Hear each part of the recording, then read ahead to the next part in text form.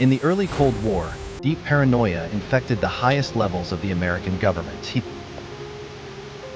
Rumors spread that Soviets and Chinese had unlocked brainwashing, turning captured soldiers into pliable assets. The intelligence community believed they were falling critically behind in a new, invisible arms race. Desperate to close this gap, the CIA launched a top-secret program in 1953 to control the mind. They called it MKUltra. At its helm was the brilliant but unorthodox chemist, Sidney Gottlieb. Gottlieb was obsessed with LSD, a powerful hallucinogen. He believed it could break psychological defenses.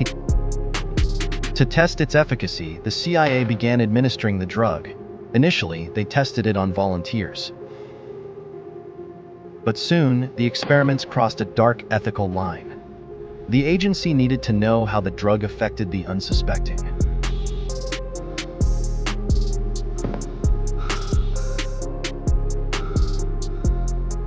They began dosing civilians without their knowledge or consent, treating human lives as expendable laboratory rats. For Gottlieb, every breakdown was a data point toward weaponizing human consciousness. The casualties of these early tests were quietly swept under the rug. The search for unwitting subjects led to Operation Midnight Climax, a bizarre chapter in CIA history. The agency set up fake brothels in San Francisco and New York, equipped with hidden microphones. CIA agents watched as sex workers lured men to safe houses, secretly slipping LSD into their drinks. The goal was to see if they could extract secrets from men compromised by drugs in vulnerable situations. For years, these covert operations ran unchecked, funded by untraceable black budgets.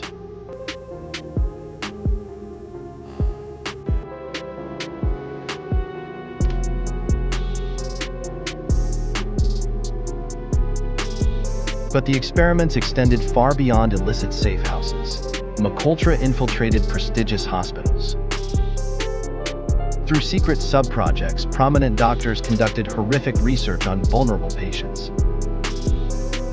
At the Allen Memorial Institute in Montreal, patients seeking help for minor anxiety were subjected to psychic driving. They were put into comas for weeks and forced to listen to looped audio to wipe and rebuild their psyches. The brutal treatments left many permanently damaged, suffering from severe amnesia and childlike states. The medical establishment trusted to heal had become a weaponized arm of the intelligence community.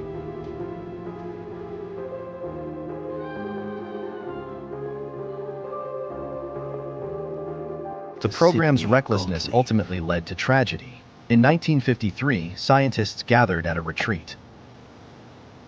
Gottlieb, eager to test LSD on his own colleagues, secretly spiked their drinks. One of those men was Frank Olson, a weapons researcher. The dose plunged him into a severe paranoid crisis. Days later, under CIA escort in New York, Olson plummeted from a hotel window to his death. The CIA quickly classified his death as a suicide, keeping the horrific truth hidden from his family for decades. It was a stark warning of the program's uncontrollable nature, yet MKUltra continued in secret.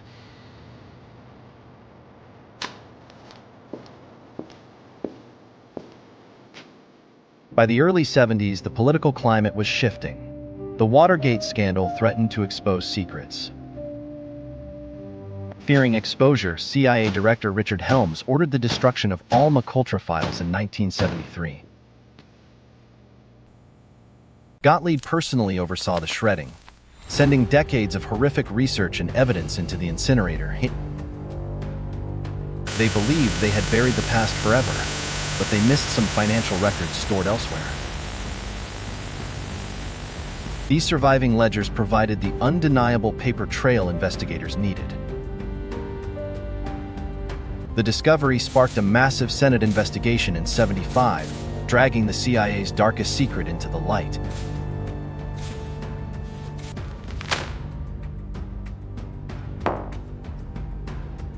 The revelations shocked the nation, but the true scope of the damage remains unknown.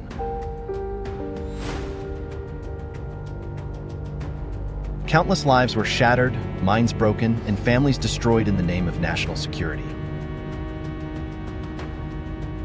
Sidney Gottlieb retired, facing no criminal charges for the atrocities he orchestrated. He took many secrets to his grave. Project MKUltra stands as a chilling reminder of what happens when power operates in the shadows, unbound by morality or law. The experiments may have ended, but the echoes of those shattered minds remain.